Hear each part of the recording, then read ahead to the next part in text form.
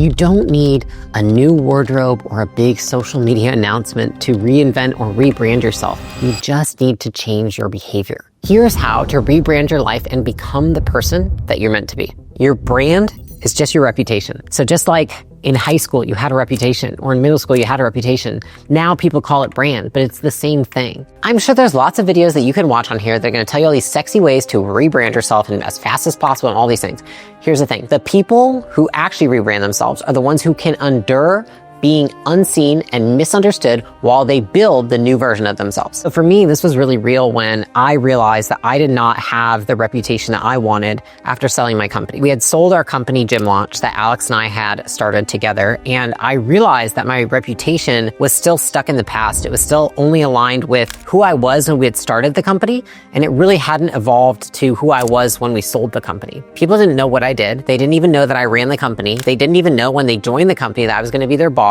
A lot of people thought that I was just Alex's executive assistant. And so rather than getting a new wardrobe or changing my hair color, I was like, okay, well, how would I have to show up and how would I have to behave to be somebody who had a different brand and had a different reputation? And what I realized is that I always had this fear of sounding arrogant or egotistical or being a leader who was full of themselves. And because of that, I actually had really bad executive presence, meaning I didn't show up with confidence and certainty for my team. I didn't show up with confidence publicly. And I didn't insert myself into conversations when I was in rooms with people with my husband, Alex, who was also my business partner. I thought everybody else knew better. That benefited me in a lot of ways, thinking that I can always learn from other people, thinking that I want to let other people speak, thinking that other people know more than me. I want to hear what they have to say. Those are all things that helped me a lot. But I realized that when taken to an extreme, they actually created a reputation, a brand that wasn't a reflection of who I was. I needed to change how I showed up. I needed to learn to advocate for myself.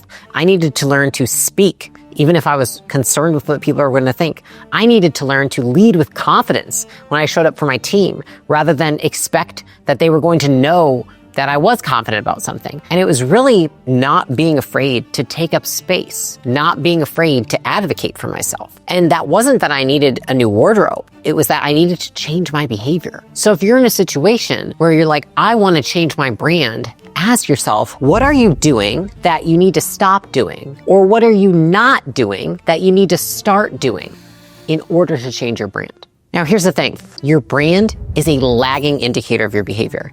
If you want to change your brand, you have to change your habits first. And you might not see that pay off for 12, 14, 18 months. So you need to understand it is a lagging indicator. It's not going to happen fast. A lot of the times when people are like, I want to change my brand. Companies do this. People do this. They're like, I need a new wardrobe. We need a new website. We need new font. And it's funny because what it is it's like there's dry, shitty cake covered in really good buttercream frosting. It's like, why don't you actually fix the thing that fucked your brand up in the first place, right? So like for companies, lots of companies that have bad customer service, you'll see them rebrand and be like, we're a new company with new... Well, if you just fix your customer service, eventually the current frosting that you have would be associated with good customer service if you waited long enough. You don't even need to rebrand it. Changing your brand requires changing your behavior. If you just dress it up, nothing's going to change. Maybe some people will be fooled, but very few. It's like saying that you want to grow $1 billion business, and so you're like, you know what I'm going to do? I'm going to wear Rolexes. I'm going to rent a luxury car. And then your current business, by the way, makes no money. Nobody believes you, including yourself. What will your brand be in that instance? Fraud, scam, liar. So I know what you're thinking, which is like, okay, well, that's a little overwhelming. How do I actually figure out what behaviors to change? What we want to do is we want to use inverted thinking. Because a lot of people, they do this, right? You're like, I want to rebrand myself. What do I need to start doing? Not that. What are you doing right now that's preventing you from having the brand you want? Where are you acting like an asshole? Where are you self-sabotaging? Where are you making it really hard for yourself to have the brand you want? One of the biggest changes that I made when I was running my first business was like, I wanted to be an example for other people of how they should live their lives. Because I was like, if I want to be a great leader, I have to be an example for other people. And so I asked myself, well, what does a great leader do? And then I said, oh, what do I do that's not aligned with what a great leader does? And I was like, oh, well, you know what I am doing is I'm still drinking and getting drunk. Like, I get pretty fucked up sometimes on a Friday night or a Saturday. And so I was like, I gotta stop drinking like that. And so I did. And for the first 3 years of my business, I didn't have a single drop of alcohol. I didn't even taste a drink. Now, why? Because I was like, I can't just tell people that I'm an amazing leader who would do anything for them. I have to show them. I have to act in that way. I have to change my behavior. One bad thing can negatively impact your entire brand. And it can make people see you completely differently. So I can be this amazing leader, I can show up, I can do all these things, but if I'm getting fucked up on Friday night and you see the pictures of me, or you see me at the bar acting like a fool, it can discredit every other thing I've done. Another example of this, right? Let's look at Kim Kardashian. She has all of the worldly things that you could have, success and fame and businesses and money, but she also has a sex tape. So how does that change her brand? How does that change her credibility? How does it change how people see her? So here's the thing. I get it because you're going to identify these behaviors and now you're like, wow, okay, this actually sucks. I have to make a lot of changes and I don't like this at all. But here's the thing. If you want a new brand, then you need to feel the pain of your current one. The brutal truth is you probably don't hate your life enough to change. It is such an advantage if you can use the pain of how you feel currently to put yourself into a state where you actually want to change. I'll give you an example. It was probably like 3 years ago. I asked Alex, I was like, hey, have I gained weight? I want an honest answer. Like, I feel like I haven't weighed myself yet, but I look at myself, the way my clothes fit. I just want to know. And he's like, I don't want to tell you because, I know where this goes. And I was like, I need you to tell me. I'm not going to let you out of this room until you let me know. Have I gained weight? I remember he's like, no, I don't really think. The other day we were at the gym and you were doing lunges and you were holding the weights and I was behind you and I did notice that your arms, they had this fat that they didn't use it.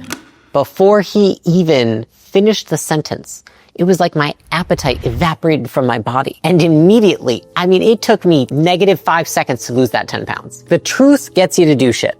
The truth will move you and the truth will put you into motion. And pain is often one of the best catalysts that we can have to drive ourselves into transformation. And so this pain might actually get you the energy to facilitate the change you want. Because to actually change, it takes a significant amount of time and energy. So here's what I want to ask you. Where have you not been admitting the truth to yourself because it's too painful?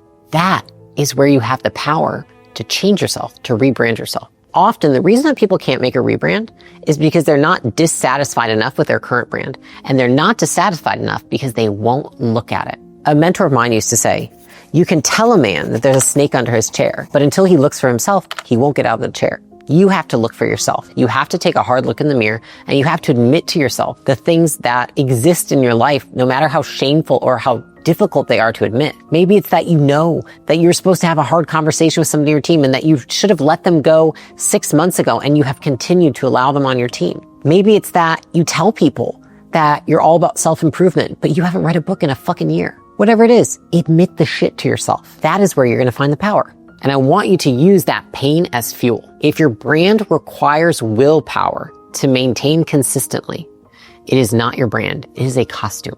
Your brand is who you are, not who you pretend to be. It has to be consistent because trust is built through consistency. People don't trust a brand that's not consistent. They don't trust in consistency. Imagine it like this, right? If you've got a boyfriend and he's amazing and so loyal to you 363 days of the year, and on the other 2 days, he cheats on you. What's his brand with you? How does that change your relationship? Do you trust him?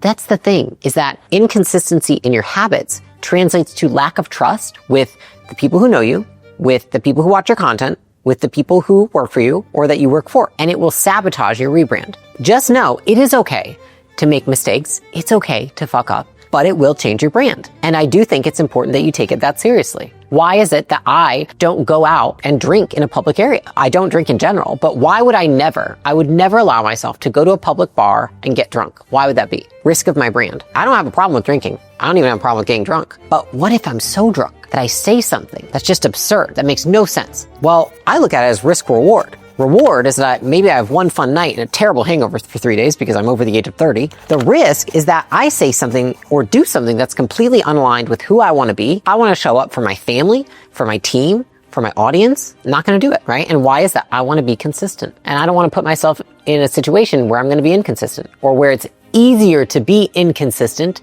than consistent, which comes down to willpower. If I just don't put myself in a situation that makes it easy to fuck up my brand, then I'm likely to maintain my brand. But a lot of people don't know how to say no. They really want to people please. And so because of that, they continue to re-break their brand over and over and over again. It's why I don't go to the bar with single women. Why would I not go to the bar with single women? Because I don't want to put myself in a situation where I'm going to have men hitting on me. Why? Because I want the brand with my husband that I'm a respectful, loyal wife. And I'm always going to represent him well in public. And I don't think it represents my husband well in public when I'm out at the bar with single women who are trying to get hit on. Rather than think about, how do I become consistent? You want to think, how do I create an environment that makes it as easy as possible for me to step into this new brand? One of the biggest hacks that I have ever found is if I'm trying to rebrand my life, I will change where I live. I will change the people I'm friends with. Those two things. Those are your biggest leverage points. Say we're friends, and then you show up to my house drunk out your ass. I'm going to be like, that's unacceptable. Don't talk to me again. And so you are less likely to get drunk out your ass if we're friends. Now, if you're friends with somebody else who's like, that's amazing, I'm going to pour you a shot, then you're more likely to get drunk out your ass because you have those friends. The standards that your inner circle has will also translate to the standards that you hold yourself to. If you're trying to hold yourself to a different standard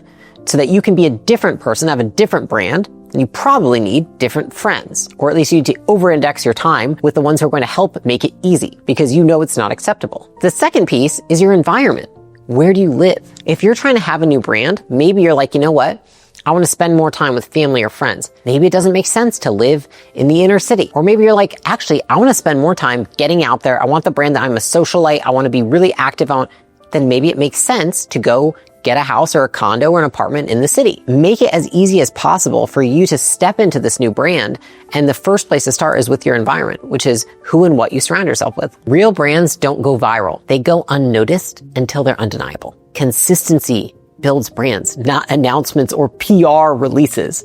Okay. I learned this because when I was 18, I was 100 pounds overweight. I was trying to change my life. I wanted to rebrand myself, get out of drinking, alcohol, doing drugs. And you know what the thing is that nobody gave a fuck until it actually happened. Like literally nobody gave a shit until I lost 100 pounds. And then they were like, oh, wow, you're a different person. I'm like, yes, where have you been? I've been doing this for years. It didn't matter because until they saw the result, my brand didn't change. You don't need to rebrand by shocking and surprising people. You need to rebrand by outworking their doubts with consistency. If you can't tolerate being unseen and misunderstood, you will not get the rebrand you want. The best thing that you can do for yourself is rather than focus on the outcome of that rebrand, focus on all of the skills that you're gaining throughout the process. And like I said, that's the outcome. But what leads to that outcome is all of the character traits and all the skills that you accumulate to get that brand. Because it's not about what people see, it's about the consistency behind the scenes. And that is built through all the skills that you're going to accumulate to get there. So for me, when I was rebranding myself when I was 18, I remember one of the best feelings I ever had was being able to go to a bar and not drink and actually be the person that would drive all my friends home and get them home safe. And then I felt good about myself because I was acting in accordance with what I valued, which was being a person of character and integrity. And at the end of the day, if your rebrand aligns with the values that you want to exemplify in life, then the process itself becomes the reward, not the outcome at the end. So this video outlined how you can rebrand yourself. But if you're still feeling like, you know what, I am feeling really worried and really anxious about the process of this, then you can go ahead and you can watch my video. It's a video for when you feel behind in life and when you feel like your comfort is keeping you stuck.